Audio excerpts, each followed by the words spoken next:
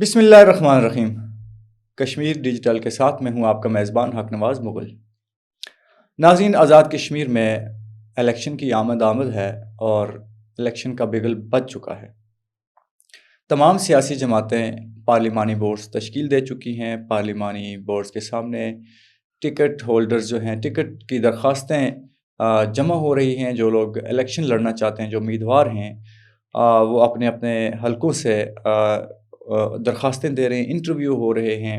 ساتھ ہی ساتھ جو موجودہ گورنمنٹ ہے اس پر بھی بہت ساری تنقید ہو رہی ہے۔ اس کی جو بھرتیاں ہو رہی ہیں ان کو سیاسی کہا جا رہا ہے، غیر آئینی اور غیر اخلاقی کہا جا رہا ہے۔ یہ سب اور دیگر بہت ساری باتیں کرنے کے لیے آج ہمارے درمیان موجود ہیں۔ پی ٹی آئی سے ان کا تعلق ہے، مرکزی رہنما ہیں پی ٹی آئی کے اور امیدوار بھی ہیں ٹکٹ کے، حلقہ اپر نیلم سے میری مراد رفیق پروانہ۔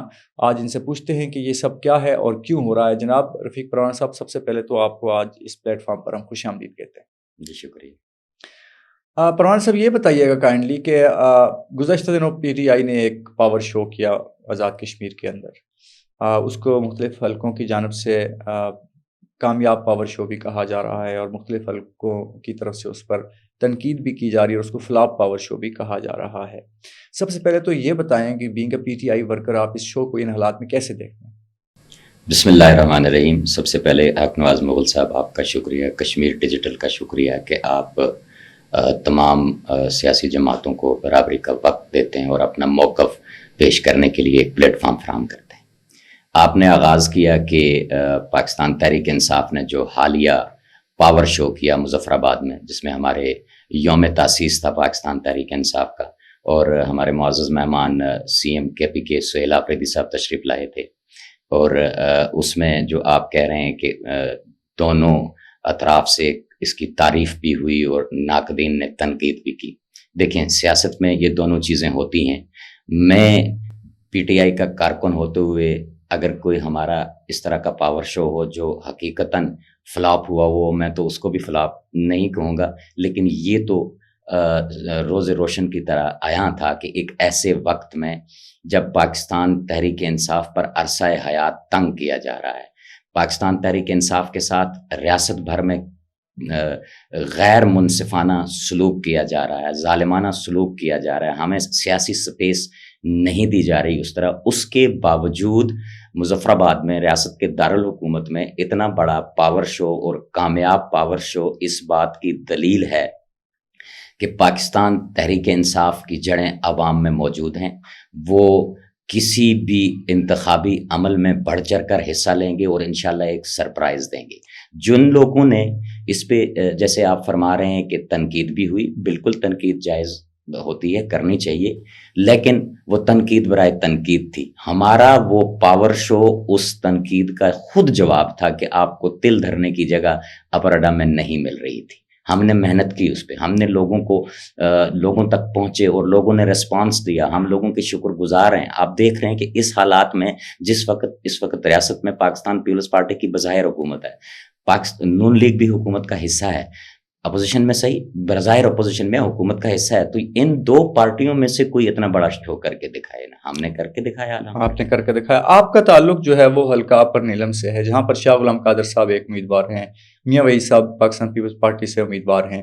ابھی کل کی خبر ہے کہ جو جمعیت علماء اسلام کے وہاں پر کینڈیڈیٹ تھے پیر مظہر سعید شاہ صاحب، انہوں نے بھی اتحاد کر لیا ہے نون لیگ کے ساتھ۔ تو اپر حلقے میں اب آپ کیا دیکھتے ہیں؟ اس کا نقصان پی ٹی آئی کو ہوگا، اس اتحاد کا فائدہ نون لیگ کو ہوگا، پاکستان پیپلز پارٹی کو ہوگا، یا ٹکٹ کی بارگیننگ کی باتیں بھی ہو رہی ہیں کہ جو جب اتحاد ہوگا تو سیٹ ایڈجسٹمنٹ میں مظہر سعید صاحب الیکشن لڑیں گے اور شاہ غلام قادر صاحب صرف ایک حلقے سے الیکشن لڑیں گے؟ کیا ایسا کچھ ہو رہا ہے، جا رہا ہے؟ دیکھیں، اپر حلقے کی جہاں تک بات ہے، کیونکہ پیر مظہر سعید شاہ صاحب کا تعلق بھی اپر حلقے سے ہے، اپر حلقے میں نون لیگ کا امیدوار موجود ہے، شاہ غلام قادر صاحب موجود ہیں، پیپلز پارٹی کے میاں عبد الوحید صاحب موجود ہیں، پیر مظہر صاحب کی اپنی جماعت موجود ہے آزاد کشمیر میں، اور ریسنٹلی وہ اس کے امیر بھی منتخب ہوئے۔ ہونا تو یہ چاہیے تھا کہ پیر مظہر سعید صاحب پچھلے عرصے میں حکومت کا حصہ رہے، اگر ان کے پاس کوئی یہ کلیم ہے کہ ہم نے عوامی خدمت کی ہے تو اس عوامی خدمت کے نتیجے میں ان کو اپنی سیاسی جماعت کے پلیٹ فارم سے لوگوں کے پاس جانا چاہیے کہ ہم نے یہ قوم کی خدمت کیا، ہمیں ووٹ دیں۔ سیاست میں سیاسی اتحاد ہوتے رہتے ہیں، یہ کوئی نئی بات نہیں ہے۔ ابھی تو دلی ہنوز دور است، ابھی تو الیکشن کو بھی کافی ٹائم ہے۔ یہ جو جمعیت کا، مولانا صاحب کا اور نون لیگ کا اتحاد ہوا ہے، میں سمجھتا ہوں کہ اس اتحاد کا مسلم لیگ نون کو کوئی خاطر خواہ فائدہ نہیں ہوگا۔ اگر یہ اتحاد ہوا ہے تو اس کے بعد یہ خبریں بھی آ رہی ہیں کہ جمعیت کے باقی امیدواران کو پھر اپنے پلیٹ فارم سے درخواستیں جمع نہیں کروانی چاہیے تھی۔ صحیح۔ اور رہی یہ بات کہ شاہ غلام قادر صاحب الیکشن لڑیں گے یا پیر مظہر صاحب، یہ تو میرا خیال ہے ڈیبیٹ ہی نہیں ہے، اس لیے نہیں ہے کہ کسی بھی جماعت کا اگر اس وقت نون لیگ کے ساتھ اتحاد ہوتا ہے اور ایک ایسی جگہ جہاں نون لیگ کے پریزیڈنٹ خود امیدوار ہوں، تو یہ تو ممکن ہی نہیں ہے کہ وہ پریزیڈنٹ بیٹھ جائیں اور کسی اور وہ 2 حلقوں سے امیدوار ہیں شاہ غلام قادر صاحب، اپر حلقے سے بھی اور لوور حلقے سے بھی۔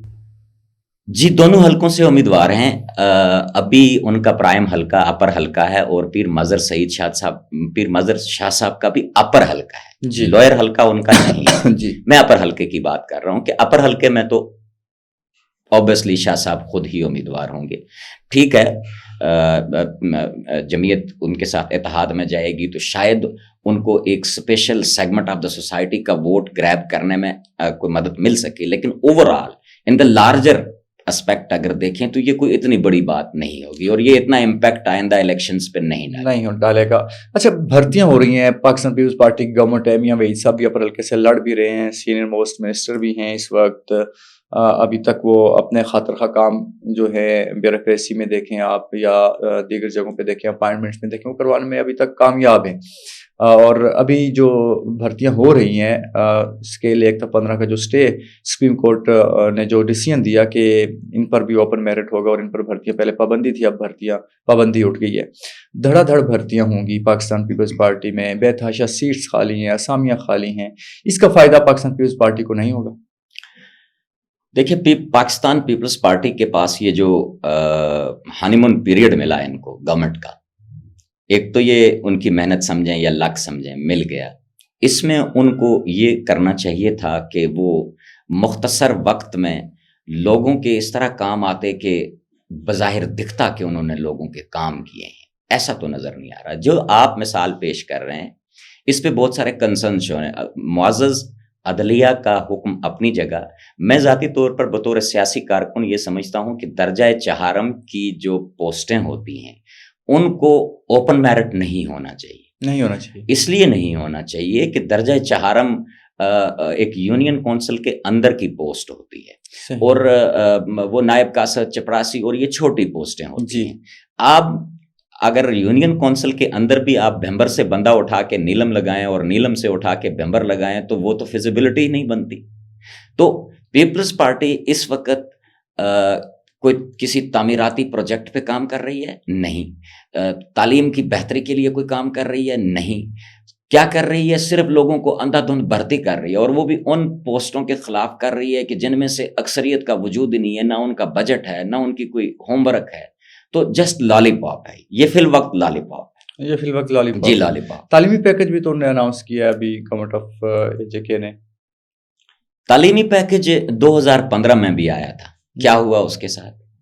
تعلیمی پیکج 2015 میں جو آیا اس کی خد و خال اگر ہم پڑھیں تو وہ بہت اچھا قدم تھا۔ صحیح، وہ اپنے اندر بہت اچھا قدم تھا، لیکن انفارچونیٹ یہ تھا اس میں کہ اس کو اس وقت سیاسی رشوت کے طور پہ استعمال کیا گیا، اور عین اس وقت اس کو اناؤنس کیا گیا کہ جب الیکشن آپ کی دہلیز پہ کھڑے تھے۔ کیا وہ سال 6 مہینے پہلے نہیں ہو سکتا تھا؟ اور جب اس وقت وہ اناؤنس ہوا تو اس وقت بھی اس کے بجٹ کو لے کے، اس کے فنڈز کو لے کے، اس کی فیزیبلٹی کو لے کے 100 طرح کے سوالات اٹھے، لوگ عدالتوں میں گئے، چیلنج ہوا، اس کا کیا حال ہوا ہم سب نے دیکھا۔ ابھی جو اس وقت کا ایجوکیشن پیکج ہے، دیکھیں ایجوکیشن پیکج آپ سیاسی رشوت کے طور پہ استعمال کریں گے تو پھر تو ایک الگ بات ہے، ورنہ اس کے لیے سال 6 مہینے کا ہوم ورک ہوتا ہے کہ کہاں پہ، کس گاؤں میں، کس یونین کونسل میں جغرافیائی لحاظ سے، علاقائی لحاظ سے اس کی ضرورت کو مد نظر رکھ کے کیا جاتا ہے۔ اس پہ تو نون لیگ کا دوسرے ہی دن آ گیا تھا. آپ نے سنا کہ دیکھا ہوگا فاروق حیدر صاحب, شاہ غلام قادر صاحب, سب لوگوں نے اس کو, بلکہ فاروق حیدر صاحب نے تو اس کو عدالت جانے کا اعلان کر رکھا ہے, میرے خیال چلے بھی گئے ہیں. تو یہ چپ کلش ہے. نون لیگ سمیت ہم پی ٹی آئی یہ سمجھتی ہے کہ جب الیکشن کا اناؤنس ہو چکا ہے آلموسٹ, ضلعی صدر مقامات پر ڈپٹی کمشنر آفیسز میں ووٹرز کی لسٹیں ڈسپلے ہو چکی ہوئی ہیں, اس کے بعد کسی بھی پیکج کا اعلان وہ الیکشن پر اثر انداز ہونے کی کوشش ہے. وہ پری پول ریگنگ ہے. پری پول ریگنگ جی, پری پول ریگنگ. اور ایسی جو بھرتیاں ہیں وہ ان کو بھی آپ پری پول ریگنگ کے طور پر دیکھتے ہیں؟ جی بالکل, ایسی کسی بھی کوشش کے نتیجے میں جو بھی بھرتیاں ہوں گی وہ سیاسی لالچ ہے, سیاسی رشوت ہے, کیونکہ الیکشن قریب ہے. اور جب ڈسپلے ہو گئی لسٹیں پھر تو آپ نہیں کر سکتے نا. جو یہ جو ایڈہاک اور عارضی ملازمین کی ایک کمیٹی بنی, ایکشن کمیٹی, اس کو پی ٹی آئی سپورٹ کر رہی ہے, نہیں کر رہی, اس کو کس طرح سے دیکھ رہی ہے کہ جو ایڈہاک ملازمین ہے وہ کہہ رہے ہیں کہ ہمیں پکا کیا جائے, مستقل کیا جائے, جیسے اسکیل 1 کے ملازمین کو مستقل کیا گیا جو ایڈہاک تھے. اب 1 سے 15 کے جو لوگ ہیں ملازمین ہیں وہ کہہ رہے ہیں کہ ہمیں بھی پکا کیا جائے. دوسری طرف اینٹی ایڈہاک ہے جو وہ کورٹ میں گئی ہوئی کہ ان کو پکا نہ کیا جائے, اور تیسری طرف گورنمنٹ ہے وہ ایڈہاک اختیار دے رہی ہے اور ایڈہاک بھرتیاں کر رہی ہے. یہ کیا ہے؟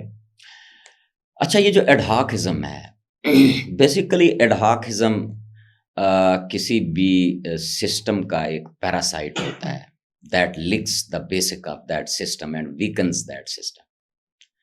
ایڈہاکزم سے انکار نہیں کیا جا سکتا, ایڈہاکزم ہوتا ہے, لیکن اس کا بھی ایک پیرامیٹر ہوتا ہے.